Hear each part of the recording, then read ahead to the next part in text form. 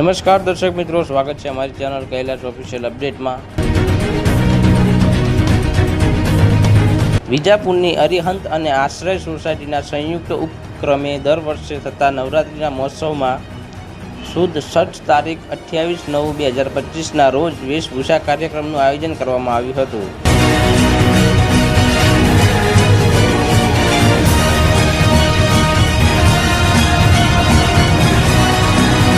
જેમાં નાના બાળકો, યુવાન, સોસાયટીમાં રહેતા નાના ભૂલકાઓથી મોટા તમામ ઉત્સાહભેર ભાગ લીધો।